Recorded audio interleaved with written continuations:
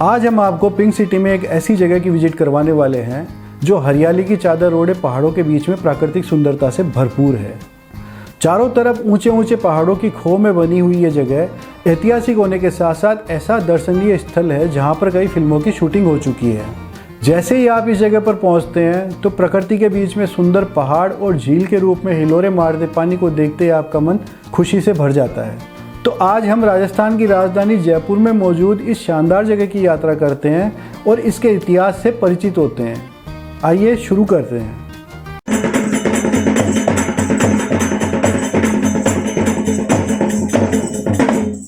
आज हम जिस जगह की यात्रा करने वाले हैं उसे सागर झील के नाम से जाना जाता है।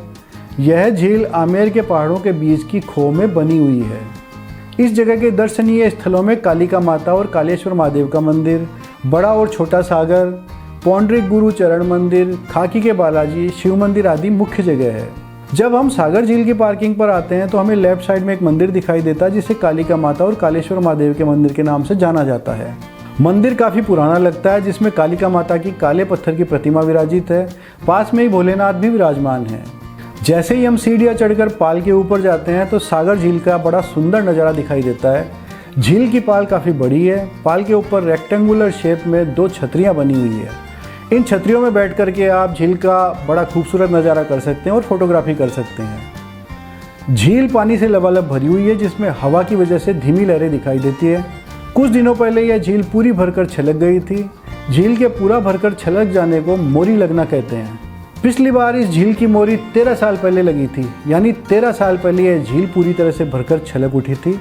आखिरी बार मोरी लगने के बाद में इस झील की हालत साल 2018 में तो इस तरीके की हो गई थी कि इसमें एक बूंद भी पानी नहीं बचा था। उस समय इस झील को देखकर ये यकीन करना भी मुश्किल हो रहा था कि इस जगह पर कोई झील भी रही होगी। बिल्कुल सपाट मैदान दिखता था।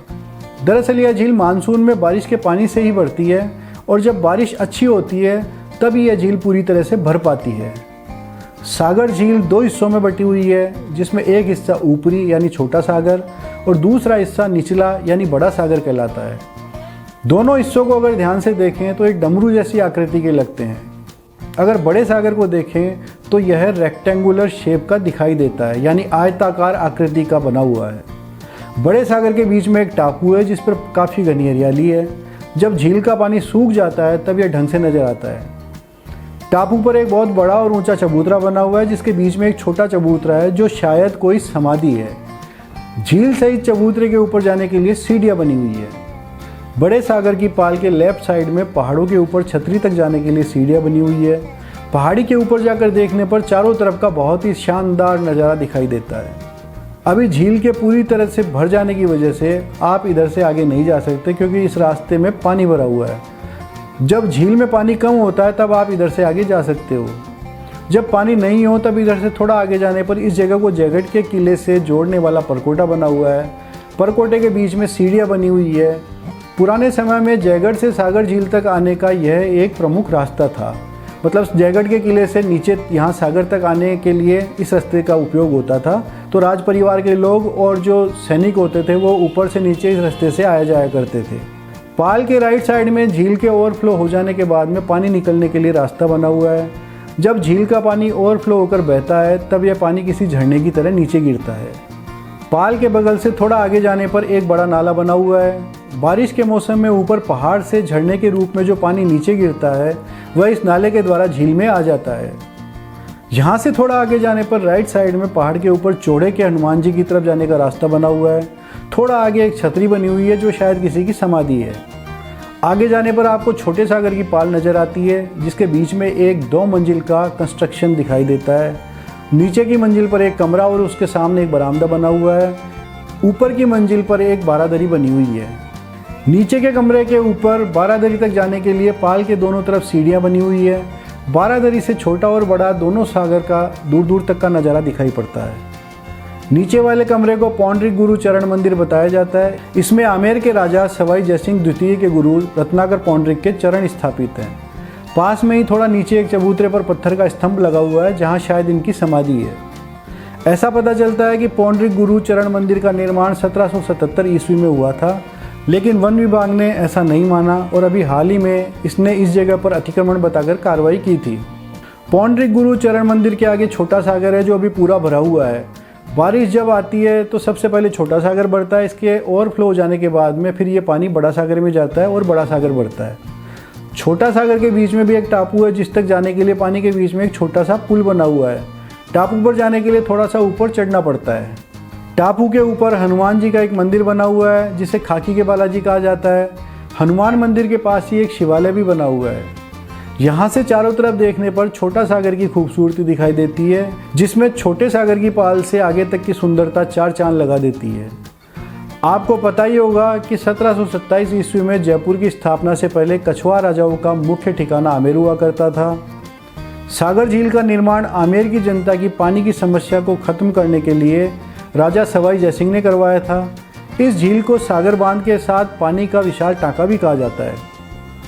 झील को इस तरीके से बनाया गया है कि जब ये पूरी तरह से भर जाती है तब इसका पानी बहकर कुछ कुओं में चला जाता है ताकि ज़मीन में पानी का लेवल कम ना हो और ज़मीन के अंदर पानी का रिचार्ज होता रहे। बारिश के मौसम में यह जगह पिकनिक स्पॉट के साथ ट्रेकर्स की भी पहली पसंद बन जाती है।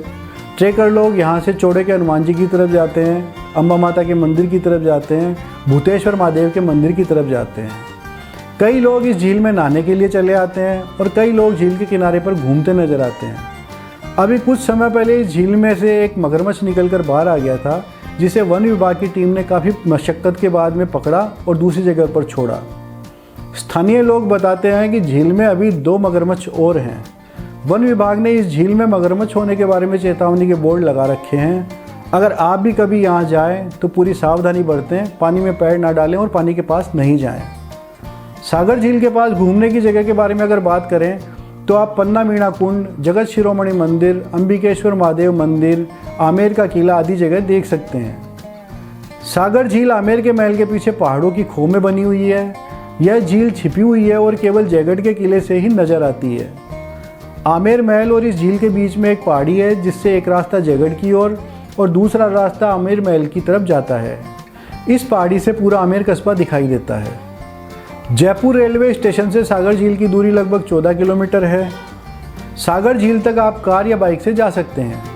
जयपुर रेलवे स्टेशन से आपको जल महल होते हुए आमेर महल तक आना होगा।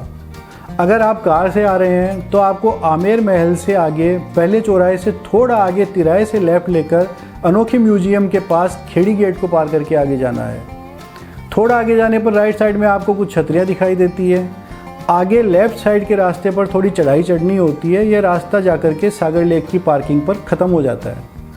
सागर झील से वापस आते समय आपको ध्यान रखना है कि खेड़ी गेट से पन्ना मीणा कुंड होते हुए आगे लेफ्ट टर्न लेकर मुख्य सड़क के चौराहे पर आना है। फिर यहाँ से राइट टर्न लेकर आमेर महल होते हुए वापस जल महल होते हुए आना है। किसी भी परेशानी से बचने के लिए ध्यान रखें कि अगर आप कार से जा रहे हैं तो आमेर महल के आगे से रास्ता जाने का अलग है और आने का अलग है। अंत में आपको बस इतना ही कहना है कि अगर आप जयपुर में झील और पहाड़ों की प्राकृतिक सुंदरता देखना चाहते हैं तो आपको अभी इस समय आमेर सागर लेक ज़रूर देखनी चाहिए। अभी यह झील पूरी तरह से भरी हुई है और यहाँ पे खूबसूरती बिखरी पड़ी है। चारों तरफ हरियाली है और बहुत सुंदर नज़ारा है। आप फोटोग्राफी कर सकते हैं। फोटोग्राफी के लिए अभी ये झील बहुत सुंदर जगह हो रखी है, तो आप अभी यहाँ जा सकते हैं और एंजॉय कर सकते हैं। आज के लिए बस इतना ही। उम्मीद है हमारे द्वारा दी गई जानकारी आपको ज़रूर पसंद आई होगी। कमेंट करके अपनी राय ज़रूर बताएं। इस प्रकार की नई नई जानकारियों के लिए हमारे साथ बने रहें। जल्दी फिर से मिलते एक नई जानकारी के साथ। तब तक के लिए धन्यवाद। नमस्कार।